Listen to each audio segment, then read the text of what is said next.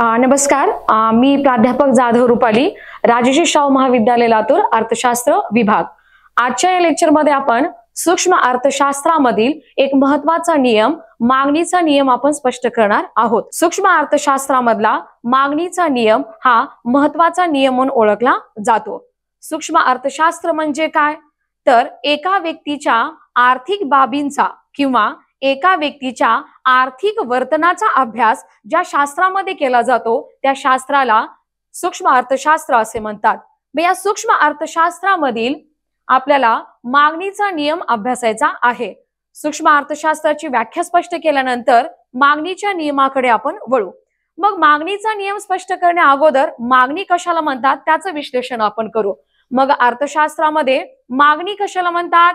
तर मागणीच्या नियमाच्या अगोदर अर्थशास्त्रामध्ये मागणी व पुरवठा हे दोन घटक महत्त्वाचे घटक म्हणून ओळखले जातात। म्हणजे सूक्ष्म अर्थशास्त्र ज्या दोन घटकांवर आधारित विश्लेषित केले जाते ते मागणी आणि पुरवठा म्हणून स्पष्ट केला जातो। मग अर्थशास्त्रामध्ये मागणी कशाला म्हणतात? नुसती इच्छा असणे याला मागणी नव्हे असं अर्थशास्त्रामध्ये स्पष्ट केले जाते। कारण मागणी ही संकल्पना स्पष्ट करण्यासाठी, मागणी ही घटक किंवा मागणी पूर्ण होण्यासाठी व्यक्तीला तीन घटकांची पूर्तता करावी लागते। म्हणजे तीन बाबी जर व्यक्तीकडून पूर्ण केल्या जात असतील तर त्याला मागणी असे संबोधले जाते। हे तीन घटक कोणकोणते आहेत ते आपण पाहणार आहोत। या तीन घटकांची पूर्तता व्यक्तीकडून झाली तर व्यक्तीची मागणी त्या ठिकाणी पूर्ण होते। मग ते तीन घटक कोणते? तर सर्वप्रथम आपण पाहू, मागणी पूर्ण होण्यासाठी पहिला घटक लागतो, व्यक्तीला ती वस्तू खरेदी करण्याची इच्छा असायला पाहिजे। दुसरा घटक, ती वस्तू खरेदी करण्यासाठी जी काही क्रयशक्ती व्यक्तीजवळ असायला पाहिजे ती क्रयशक्ती सुद्धा त्या व्यक्तीकडे उपलब्ध असणं गरजेचं आहे। आणि तिसरी महत्वाची बाब म्हणजे तो पैसा व्यक्ती खर्च करण्याची तयारी त्याच्याकडे असेल तर त्या व्यक्तीकडून केली जाणारी मागणी पूर्ण होते। या तीन घटकापैकी एकही घटक जर व्यक्तीचा पूर्ण होत नसेल तर या ठिकाणी व्यक्तीची मागणी पूर्ण होत नाही। उदाहरणामध्ये जर आपण घ्यायचं झालं तर बघा, व्यक्तीला वस्तू खरेदी करण्याची इच्छा आहे पण त्याच्याकडे काय आहे? त्याच्याकडे पैसाही नाही आणि पैसा खर्च करण्याची क्रयशक्ती आणि तयारी सुद्धा नाही। मग त्याची ती मागणी पूर्ण होईल का? तर मागणी पूर्ण होणार नाही। कारण मागणी पूर्ण करण्यासाठी इच्छेबरोबरच त्याला अजून दोन गोष्टींचं पाठबळ असणं आवश्यक आहे। त्या दोन गोष्टी म्हणजे कोणत्या? खरेदी शक्ती पण असायला पाहिजे आणि त्याला पैसा खर्च करण्याची तयारी सुद्धा त्याने दर्शवली पाहिजे। मग या तीन घटकांची पूर्तता जर व्यक्तीकडून होत असेल तर त्या ठिकाणी मागणी ही संकल्पना पूर्ण होते, नाहीतर मागणीची संकल्पना पूर्ण होणार नाही। म्हणून मागणी या व्याख्येचं किंवा मागणी या शब्दाची व्याख्या कशी स्पष्ट केली जाते? वस्तू खरेदी करण्याची इच्छा, खरेदी शक्ती किंवा क्रयशक्ती आणि पैसा खर्च करण्याची तयारी या तीन घटकांचं पाठबळ असणारी गोष्ट मागणी म्हणून ओळखली जाते। तर अशा पद्धतीने मागणीची व्याख्या स्पष्ट केली जाते। मग मागणीच्या नंतर आता आपण स्पष्ट करू, प्राध्यापक बेनहॅम या अर्थशास्त्रज्ञाच्या मते मागणी म्हणजे काय? तर त्यांनी मागणीची व्याख्या काय स्पष्ट केलेली आहे बघा, विशिष्ट वेळी विशिष्ट किमतीला खरेदी केल्या जाणाऱ्या वस्तूची नगसंख्या म्हणजे मागणी होय, असं प्राध्यापक बेनहॅम या ठिकाणी स्पष्ट करतात। म्हणजे त्यांना सांगायचं काय की व्यक्तीला एखाद्या वस्तूची असणारी इच्छा म्हणजे मागणी अर्थशास्त्रामध्ये स्पष्ट केली जात नाही, तर त्या व्यक्तीला विशिष्ट घटकांची पूर्तता करावी लागते। मग विशिष्ट वेळी विशिष्ट किमतीला तो व्यक्ती वस्तूचे किती न खरेदी करतो याला मागणी असे संबोधले जाते। मग यानंतर आता आपण पाहू मागणी आणि किंमत यात काय संबंध आहे। मागणी आणि किंमत या दोघांचं रिलेशन कसं आहे ते आता आपण स्पष्ट करू। ठीक आहे, पाहू आपण। दैनंदिन जीवन जगत असताना प्रत्येक व्यक्तीचा एक महत्वाचा उद्देश असतो, तो म्हणजे काय? जास्तीत जास्त समाधान प्राप्त करणे। आज जग ज्याच्या पाठीमागे धावते ती महत्वाची संकल्पना म्हणजे समाधान होय। सॅटिस्फॅक्शन जास्तीत जास्त मिळवण्याचा प्रयत्न प्रत्येक व्यक्ती करत असतो। मग हे समाधान जास्तीत जास्त मिळवण्यासाठी तो काय करतो? तर प्रत्येक व्यक्तीची इच्छा असते की बाजारामध्ये जेव्हा तो वस्तू आणि सेवा खरेदी करतो तेव्हा कमीत कमी पैशामध्ये जर त्याला जास्तीत जास्त वस्तू खरेदी करता येत असतील तर याचा अर्थ असा की त्याला कमी पैशामध्ये जास्ती वस्तूंचा उपभोग घेता येतो। म्हणजेच प्रत्येक व्यक्तीचा महत्वाचा उद्देश जास्तीत जास्त समाधान प्राप्त करणे हा होय। मग या समाधानासाठी बाजारामध्ये वस्तूच्या किमती जर नेहमी कमी राहत असतील तर त्याला जास्त वस्तूचा उपभोग घेता येतो. मागणी आणि किंमत यामध्ये कसा संबंध आहे तर तो व्यस्त स्वरूपाचा संबंध म्हणून ओळखला जातो. व्यस्त म्हणजे कसा, विरोधी. एक वाढतोय आणि एक घटतोय, एक घटत असेल एक वाढताना आपल्याला दिसतो, त्याला व्यस्त संबंध म्हणून ओळखला जातो. मग क्लॅरिफिकेशन आपलं या ठिकाणी पहिलं इथे होतं ते म्हणजे काय की मागणी आणि किंमत यामध्ये कशा स्वरूपाचा संबंध आहे, तो व्यस्त स्वरूपाचा संबंध आहे. मग मागणी आणि किंमत यामध्ये जो संबंध आहे तो हा एक फलनात्मक स्वरूपाचा संबंध म्हणून ओळखला जातो. फलनात्मक स्वरूपाचा संबंध म्हणजे काय तर demand is function of price, हा फलनात्मक संबंध या ठिकाणी स्पष्ट केला जातो. याचा अर्थ काय की मागणी ही नेहमी कशाचं फलित असते तर हे किमतीचे फलित असते म्हणून ते ओळखले जाते. अशा पद्धतीने याच्यामधला फलनात्मक स्वरूपाचा संबंध सूत्राच्या साह्याने स्पष्ट केला जातो.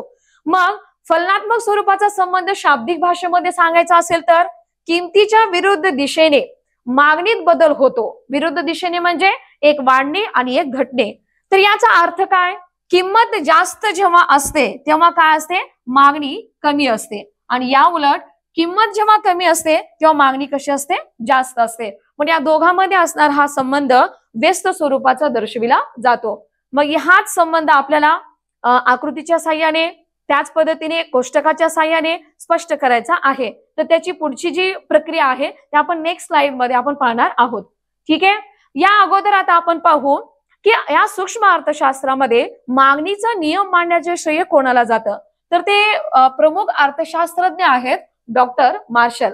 डॉक्टर मार्शल यांनी मागणीचा नियम 1890 मध्ये जो आपला ग्रंथ आहे कोणता, प्रिन्सिपल ऑफ इकॉनॉमिक्स, या ग्रंथामध्ये डॉक्टर मार्शल यांनी मागणीचा नियम स्पष्ट केलेला आहे.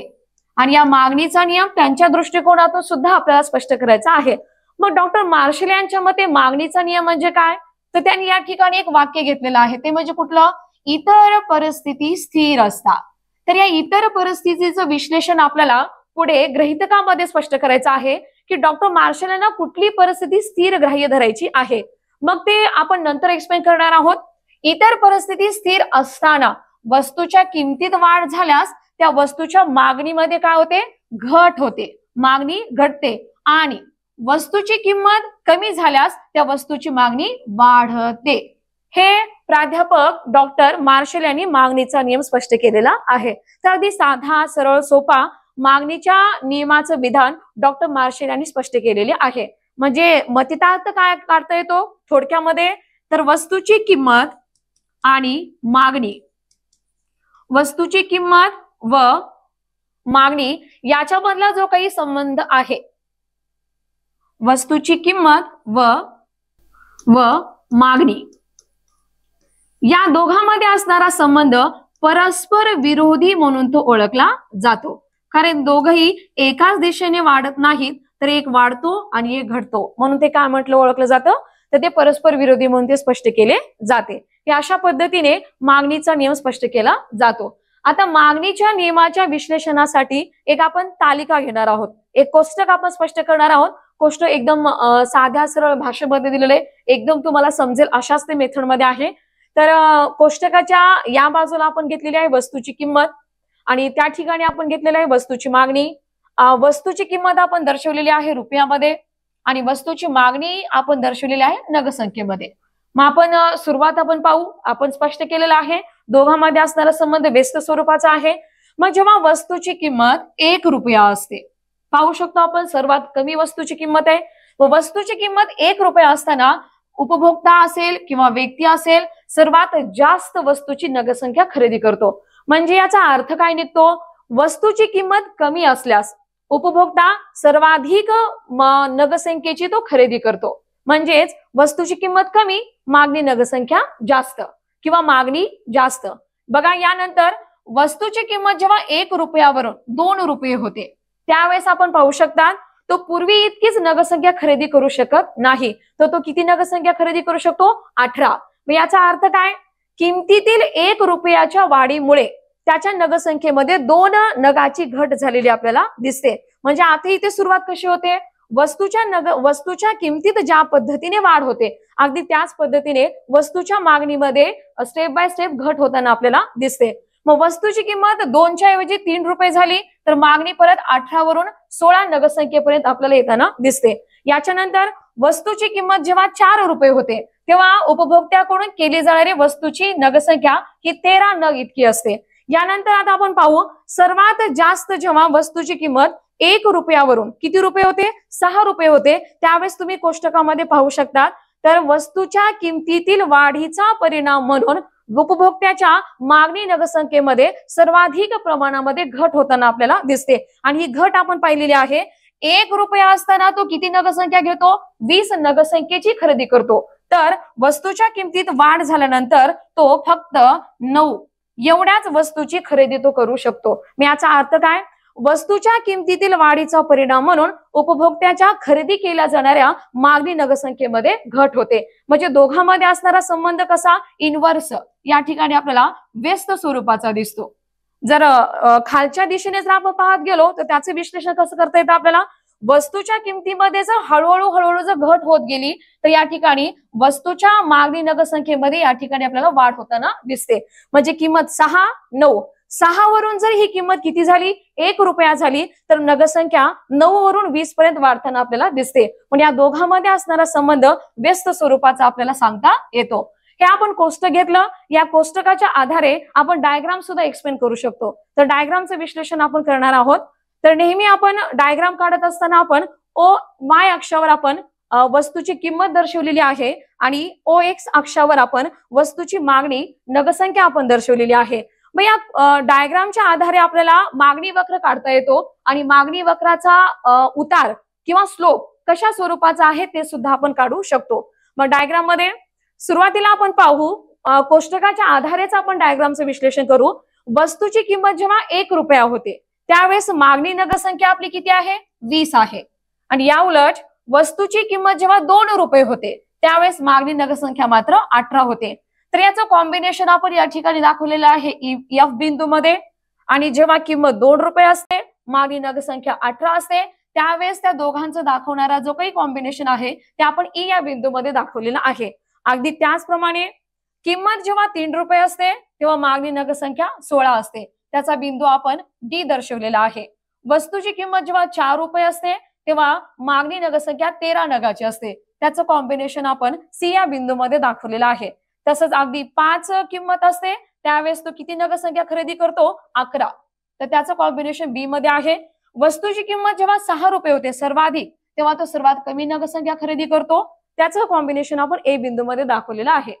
या अशा विशिष्ट स्वरूपाचे बिंदू जोडले असता जो वक्र आपल्याला प्राप्त होतो त्या वक्रालाच डिमांड कर्व असे ओळखले जाते. हाच मागणी वक्र म्हणून ओळखला जातो, डिमांड कर्व. मग डायग्राम मध्ये तुम्ही पाहू शकतात, आकृतीमध्ये तुम्ही एक्सप्लेन करू शकता.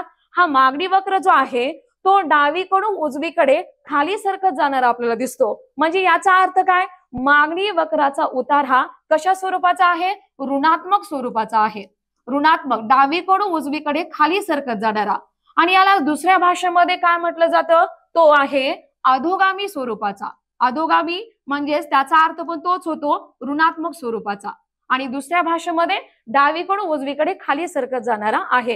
हे अशा पद्धतीने वस्तूची मागणी आणि वस्तूची किंमत यातला असणारा संबंध आकृतीच्या साह्याने स्पष्ट केला जातो. हाच डिमांड कर्व म्हणून ओळखला जातो, जो ऋणात्मक स्वरूपाचा आपल्याला प्राप्त होतो. ते अशा पद्धतीने मागणीचा जो नियम आहे तो मागणीचा नियम कोष्टक आणि डायग्रामच्या आधारे स्पष्ट करता येतो. मग मागणी नियमाच्या या विश्लेषणानंतर आपण आता शेवटचा जो मुद्दा आहे तो म्हणजे मागणी नियमाची आपण गृहीतके पाहणार आहोत. सुरुवातीला आपण जेव्हा विश्लेषण केलं होतं इतर परिस्थिती स्थिर असतात, या इतर परिस्थितीमध्ये कुठले घटक येतात तेच मी या ठिकाणी विश्लेषित करणार आहे. मग त्याच्यामध्ये मागणी नियमाची गृहीतके हा मुद्दा घेत असताना मागणीचा नियम ज्या गृहीतकावर आधारित आहे ते गृहीतके इथे मी या स्लाइडवर दाखवलेले आहेत. गृहीतके याचा अर्थ काय, तर या दर्शवलेल्या गृहीतकापैकी एकही गृहीतक जर पूर्ण होत नसेल तर मागणीचा नियम अनुभवास येत नाही. मग या गृहीतकाचे विश्लेषण आपल्याला करायचं आहे. तर पहिलं गृहीतक आहे, मागणी नियम जर अनुभवायचा असेल तर काय स्थिर असणं गरजेचं आहे, तर लोकसंख्या स्थिर असणं गरजेचं आहे. संपूर्ण जगाला भेडसावणारी एक महत्वाची समस्या म्हणून वाढती लोकसंख्या ओळखली जाते. मग या वाढत्या लोकसंख्येच्या वाढत्या गरजा पूर्ण करणं शासनाला अशक्य बाब ठरताना आपल्याला दिसते. मग लोकसंख्या स्थिर असेल तर मागणीचा नियम अनुभवास येतो, कारण लोकसंख्या जर वाढली तर लोकांकडून केल्या जाणाऱ्या मागणीमध्ये सुद्धा वाढ होते आणि मागणीमध्ये जर अचानक वाढ झाली तर मागणीचा नियम तिथे अनुभवास येत नाही. दुसरा आहे गृहीतक, ते म्हणजे लोकांचे उत्पन्न स्थिर असावे लागते. लोकांच्या उत्पन्नामध्ये जर पूर्वीपेक्षा जास्तीने वाढ होत असेल तर याचा अर्थ व्यक्तीकडून खरेदी केल्या जाणाऱ्या मागणी नगरसंख्येमध्ये सुद्धा वाढ होते. म्हणून लोकांचे उत्पन्न स्थिर असावे लागते. कशासाठी, तर मागणीचा नियम अनुभवण्यासाठी. ते दुसरे गृहीतक. तिसरं गृहीतक आहे, भविष्यकालीन किमतीचा अंदाज हा कसा असायला पाहिजे, तर व्यक्तीचा तो पण स्थिर असायलाच पाहिजे. प्रॉब्लेम काय होतो, भविष्यामध्ये जर समजा वस्तूच्या किमती वाढणार आहेत असा व्यक्तीचा अंदाज असेल तर वर्तमान काळामध्ये वस्तूच्या मागणीमध्ये वाढ होते आणि भविष्यामध्ये जर वस्तूच्या किमतीमध्ये घट होणार आहे असा अंदाज असेल तर वर्तमान काळामध्ये त्या वस्तूची मागणी घटते. मग असं जर चेंज होत असेल, बदल होत असेल तर मागणीचा नियम अनुभवास येत नाही. म्हणून भविष्यकालीन किमतीचा अंदाज सुद्धा कसा असायला पाहिजे, स्थिर असायला पाहिजे. चौथं गृहीतक घेतलेलं आहे, पर्यायी व पूरक वस्तूच्या किमती सुद्धा स्थिरच असाव्या लागतात. कशासाठी, मागणीचा नियम अनुभवण्यासाठी. मग इथे पर्यायी वस्तू कशाला म्हणतात, तर त्याचं उदाहरण आपण घेऊ. पर्यायी वस्तू म्हणजे काय, तर चहा व कॉफी या दोन वस्तू पर्यायी वस्तू म्हणून ओळखल्या जातात. साहजिक गोष्ट आहे, चहाच्या किमतीमध्ये वाढ झाली तर कॉफीची मागणी वाढते आणि कॉफीच्या किमतीमध्ये वाढ झाली तर चहाची मागणी वाढते. म्हणून मागणीच्या नियमासाठी या दोन्ही गोष्टी आपल्याला स्थिर ठेवाव्या लागतात. पूरक वस्तू म्हणजे काय, तर एक वस्तू जर आपण खरेदी करत असो तर दुसरी वस्तू आपल्याला खरेदी करावीच लागते, कारण ते एकमेकांना पूरक आहेत. मग त्याच्यामध्ये जर उदाहरण घ्यायचं झालं पूरक वस्तूचं तर ते घेतलं जातं कार व पेट्रोलचं. पेट्रोलच्या किमती जर वाढल्या तर कारची मागणी कशी होते, कमी होते आणि जर पेट्रोलच्या किमती कमी झाल्या तर कारच्या मागणीमध्ये वाढ होते. तर मागणीचा नियम अनुभवण्यासाठी या पर्यायी आणि पूरक वस्तूच्या किमती स्थिर असाव्या लागतात. हे चौथं गृहीतक या ठिकाणी स्पष्ट केलेलं आहे. त्याच्यानंतर चलनवाढ. चलनवाढ या शब्दाचा अर्थ होतो, चलन म्हणजे पैसा, वाढ म्हणजे वाढणे. पैशाच्या पुरवठ्यामध्ये वाढ होत असेल, लोकांच्या खिशातील पैशामध्ये जर वाढ झाली तर लोकांकडून वस्तू आणि सेवा खरेदी करण्याचं प्रमाण वाढतं आणि वस्तू आणि सेवांच्या खरेदीमध्ये जर वाढ होत असेल तर कमी काळामध्ये वस्तूच्या मागणीमध्ये वाढ होते. मग तेव्हा आपल्याला मागणीचा नियम अनुभवास येत नाही. म्हणून चलनवाढ सुद्धा आपल्याला स्थिर ठेवावी लागते.